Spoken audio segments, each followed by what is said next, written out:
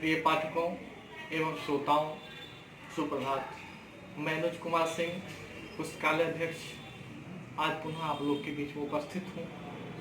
आज हम चर्चा करेंगे कि भारतीय नागरिक होने के नाते भारतीय संविधान हम लोग को कुछ अधिकार देती है, जो मौलिक अधिकार, फंडामेंटल राइट्स के नाम से जाना जाता है।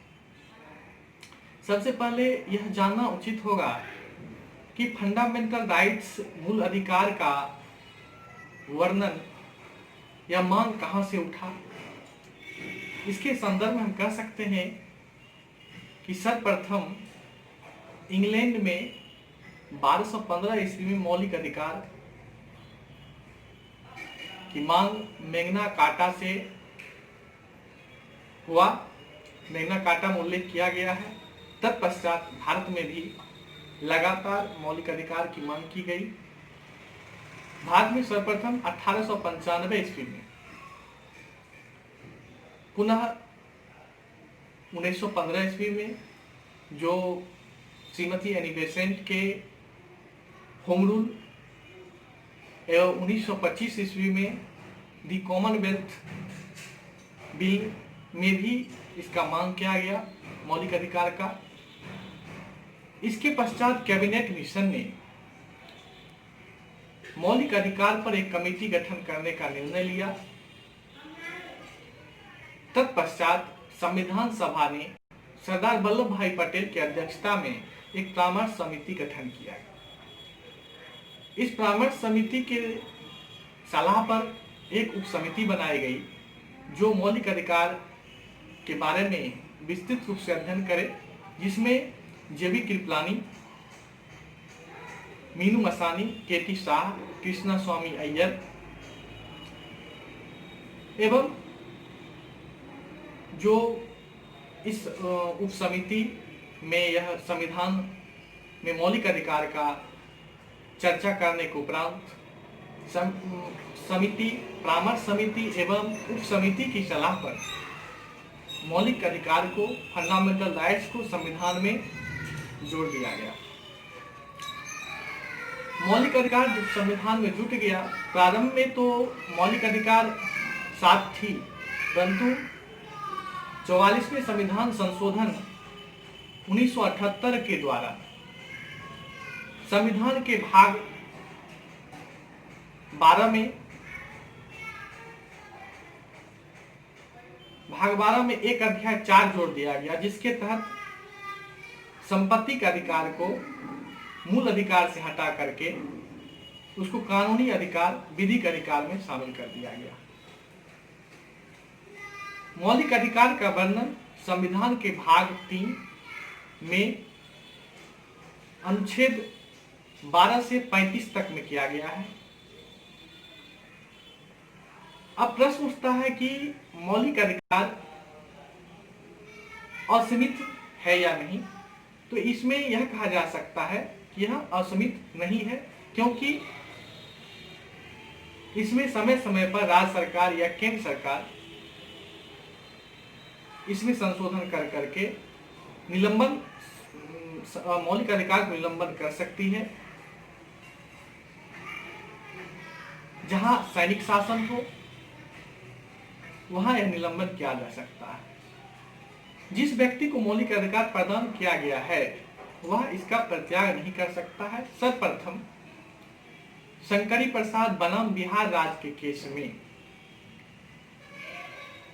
सर्वोच्च न्यायालय ने मौलिक अधिकार के संशोधन के संबंध में आदेश दिया था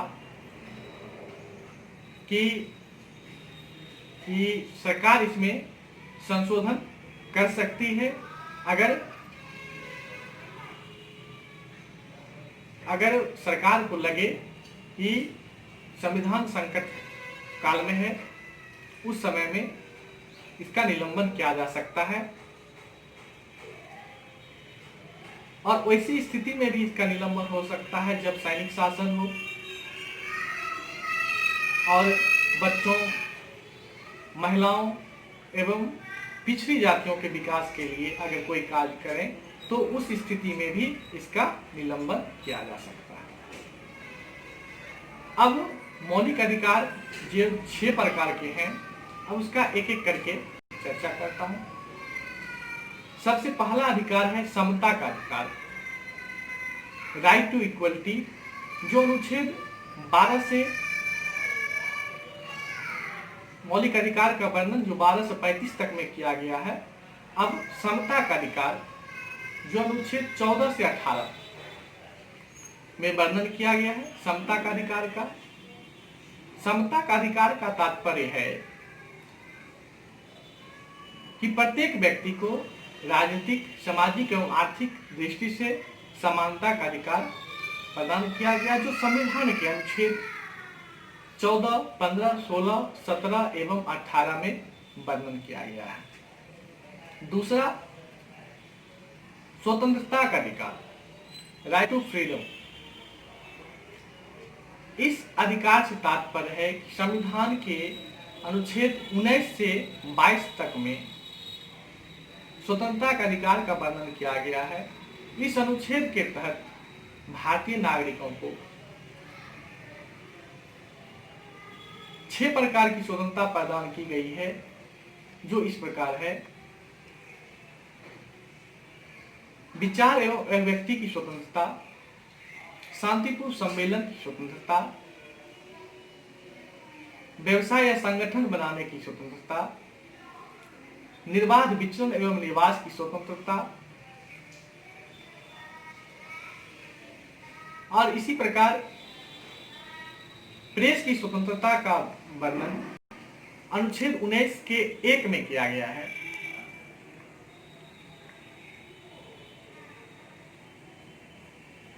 अब इसके पश्चात शोषण के विरुद्ध अधिकार आता है, तीसरा, जिसमें अनुच्छेद 23 और 24 में वर्णन किया गया है शोषण के विरुद्ध अधिकार। जो अनुच्छेद 23 यह कहता है कि किसी भी व्यक्ति को बलपूर्वक या उसकी इच्छा के विरुद्ध कार्य करवाना, बलपूर्वक कार्य करवाना कानूनी अपराध है, जो अनुच्छेद 23 में वर्णन किया गया है। अनुच्छेद 24 में यह कहा गया है कि 14 वर्ष से कम उम्र के बच्चे को किसी भी कार्य में, जोखिम भरे कार्य में उसको नियुक्त नहीं किया जा सकता। जो अगर किया जाता है तो वह कानूनी रूप से अवैध है, उस पर कार्रवाई की जा सकती है। इसके बाद आता है धार्मिक स्वतंत्रता का अधिकार, जो अनुच्छेद 25 से 28 तक में वर्णन किया गया है। धार्मिक स्वतंत्रता का अधिकार से तात्पर्य है कि किसी भी व्यक्ति को किसी भी धर्म में आस्था हो या नहीं हो, आस्था रखने वाले या नहीं रखने वाले को सरकार उसमें कोई हस्तक्षेप नहीं कर सकती है।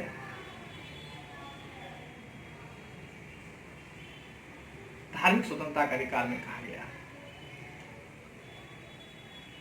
अब इसके पश्चात आता है सांस्कृतिक और शैक्षिक अधिकार, जिसमें अनुच्छेद 29 और 30 में वर्णन किया गया है। अनुच्छेद 29 में वर्णन किया गया है कि आप 29 के तहत लिपि और संस्कृति बनाए रखने का अधिकार देती है। वहीं 30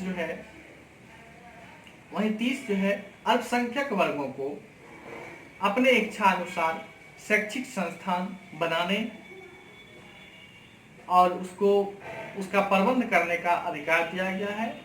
सरकार, राज्य सरकार उसको उस संस्थान के प्रति किसी अनुदान देने के संबंध में किसी प्रकार का अव्यवहारिक कार्य नहीं करती है। उसको अनुदान देने में किसी प्रकार का पक्षपात नहीं करती है। छठा अधिकार है संवैधानिक उपचारों का अधिकार, जो अनुच्छेद 32 में वर्णन किया गया है। अनुच्छेद 32 को डॉक्टर भीमराव अम्बेडकर ने मौलिक अधिकार का आत्मा या हृदय कहा है। अनुच्छेद 32 सर्वोच्च न्यायालय को यह अधिकार देती है कि अगर सरकार मौलिक अधिकार का हनन कर रही है तो अनुच्छेद 32 के तहत सर्वोच्च न्यायालय एवं अनुच्छेद 226 के तहत उच्च न्यायालय इसमें पहल करके, इस अनुच्छेद के तहत पहल कर करके मौलिक अधिकार का हनन को रोके, जिसमें सर्वोच्च न्यायालय और उच्च न्यायालय के द्वारा रीत जारी कर करके मौलिक अधिकार के हनन को रोक सकती है। रीत जारी करने में सर्वोच्च न्यायालय से ज्यादा उच्च न्यायालय को अधिकार दिया गया है। धन्यवाद।